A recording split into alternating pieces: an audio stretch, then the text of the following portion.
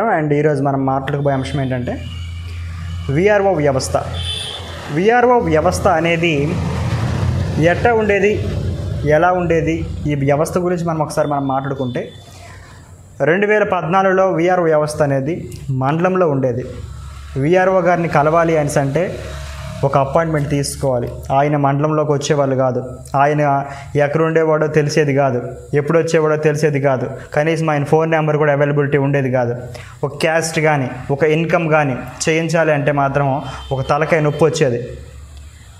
జగన్మోహన్ రెడ్డి ప్రభుత్వం వచ్చిన తర్వాత 2019 to 2024 మధ్యన ఒక విఆర్ఓని కలవాలి అనేసి అంటే ఫోన్ నెంబర్ సచివాలయం అవైలబిలిటీ ఉండే విధంగా మార్చిన ఏకైక ప్రభుత్వం వైఎస్ఆర్సీపీ ప్రభుత్వం.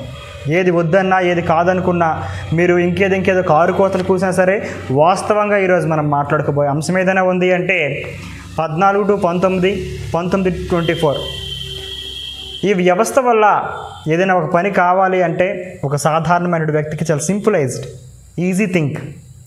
ఒక విఆర్ఓ దగ్గరికి వెళ్ళి, సార్ ఇది మా పరిస్థితి, మా పొలం పరిస్థితి ఇట్టా ఉంది, దీన్ని మనము ఎట్లా మోడిఫికేషన్ చేయించాలి, ఈ పరిస్థితిలో మీరు మాకు ఖచ్చితంగా హెల్ప్ చేయాలి, వేరే వాళ్ళ పేరున వస్తుంది నా పొలము, నా పేరున రావాలని చెప్పి మ్యుటేషన్స్ పెట్టుకునే విధంగా ఎన్ని రకాలుగా ఉపయోగపడ్డారో వాలంటీర్ వ్యవస్థ కానివ్వండి, విఆర్ఓ వ్యవస్థ కానివ్వండి, ఇదంతా కూడా ఈరోజు మనం మాట్లాడుకోబోయే అంశంలో వైఎస్ఆర్సీపీ చేసినటువంటి మంచి కార్యక్రమాల్లో ఏదైనా ఉంది అంటే ఈ విఆర్ఓ వ్యవస్థ ఒకటి. ఈ వ్యవస్థలో మనం 2014 to 2019 ఒక విఆర్ఓ గారిని మన పొలంలోకి తీసుకొచ్చాము అంటే దగ్గర 15,000 20,000 రూపాయలు పట్టుకుంటే తప్ప ఆ మహానుభావుడిని మన పొలంలోకి తెచ్చేవాడిని కాదు. కనీసం ఎడ్యుకేషన్ నాలెడ్జ్ జీరో. ఇప్పుడు కొంతమంది ఉన్నారు ఎడ్యుకేషన్ నాలెడ్జ్, కొంతమంది జీరో, కొంతమంది చేయలేరు విఆర్ఓలు, కానీ కొంతమంది మాత్రం చాలా చురుగ్గా పనిచేసే వాళ్ళు ఉన్నారు. అయితే ఈరోజు మనం మాట్లాడుకోబోయే అంశం ఏంటంటే విఆర్ఓ వ్యవస్థ కరెక్ట్గా లేకపోతే పరిస్థితి ఎట్లా ఉంటుందో తెలుసా?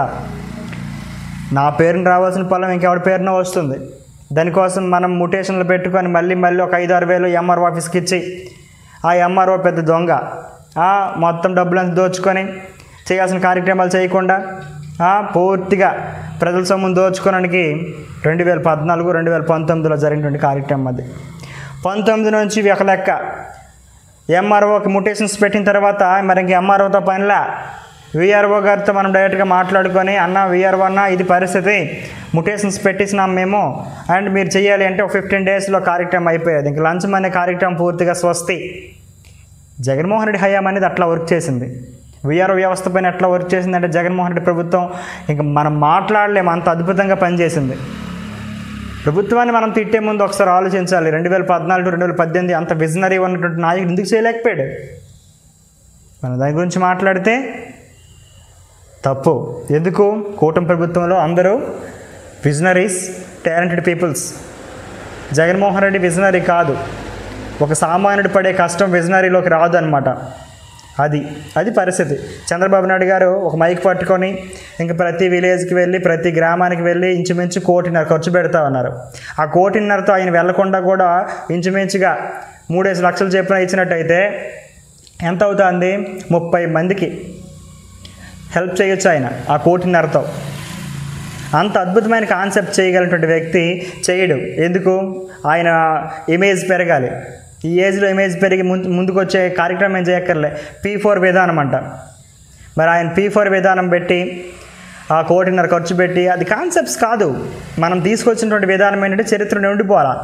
ఇప్పుడు ఏంటి, గ్రామ వార్డు సచివాలయం తీసుకొచ్చింది ఎవరంటే అంటే వైఎస్ జగన్మోహన్ రెడ్డి గారు అనడంలో అతిశయోక్తి లేదు. ఇంకా దాని గురించి మనం గొప్పగా చెప్పక్కర్లే, వాస్తవం అది. అంత అద్భుతమైన కార్యక్రమం అందులో విఆర్ఓ వ్యవస్థ కానివ్వండి. ఆ వ్యవస్థ గురించి మనం ఎంత తక్కువ మాట్లాడుకున్నా, ఎంత ఎక్కువ మాట్లాడుకున్నా అది తక్కువే. ఒక రోజంతా మాట్లాడుకున్న ఒక వ్యవస్థ గురించి తక్కువే. అంత అద్భుతమైన కార్యక్రమాలు చేపట్టినటువంటి జగన్మోహన్ రెడ్డి గారికి కృతజ్ఞతలు తెలియజేసుకుంటూ ఆయన పరిపాలన మళ్ళీ 2029లో చూడాలని కూడా ఆశిస్తూ ఆకాంక్షిస్తూ మీ అందరికీ కూడా మనం ఒక మాట అనే ముందు 2 నిమిషాలు ఆలోచించండి, ఒక ఎంక్వైరీ చేయండి. ఇప్పుడు జగన్మోహన్ రెడ్డి గారిని తిట్టే విధానం అనేది మీరు చేకబట్టే ముందు అని మీరు ఎంక్వైరీ చేయండి, అసలు ఏం జరిగింది అనేది. గూగుల్ ఉంది కదా మనకి, గూగుల్ ఎంక్వైరీ చేయండి. ఎంక్వైరీ కమిషన్స్ మీరే వేయండి, మీరే ఎంక్వైరీ చేయండి. చేసిన తర్వాత అందులో డేటాని సేకరించండి. ఒక 4-5 ఛానల్స్ పనికిమాలినవి పరస్పర డబ్బా కొట్టుకునే ఛానల్స్ మాటను వినకుండా మనం ఒకసారి ఎంక్వైరీ చేద్దాము. ఎంక్వైరీ చేసిన తర్వాత అప్పుడు మనం మాట్లాడుకుందాము. అది కరెక్ట్వే. కానీ ఇట్లా జగన్మోహన్ రెడ్డి గారిని ఉత్తుపుణ్యాన్ని తిట్టడం కూడా కరెక్ట్ పద్ధతి కాదు అని చెప్పి మరొకసారి వ్యవస్థను ఎవరైతే ఆట పట్టిస్తూ ఉన్నారో, ఎవరైతే వ్యవస్థను తప్పుగా ప్రచారం చేస్తూ ఉన్నారో అటువంటి వ్యక్తులకు మరొకసారి ఇది కరెక్ట్ పద్ధతి కాదన్నా. కడుపుకు అన్నమే తింటున్నాం కానీ పేడ తినట్లేదు కదా, నువ్వు పేడ తింటేనే పనికి మాలినటువంటి ప్రచారాలు చేస్తావని చెప్పి తెలియజేసుకుంటూ ఇది కరెక్ట్ పద్ధతి కాదని చెప్పి, అదేవిధంగా మనం చేయవలసిన కార్యక్రమాలు ఏవైతే ఉన్నాయో, రైతుకి ఇవ్వాల్సిన రైతు భరోసా ఏదైతే ఉందో అది కూడా సక్రమంగా ఇవ్వాలని కోరుకుంటూ సెలవు తీసుకుంటూ ఉన్నాను. శుభం. జై హింద్.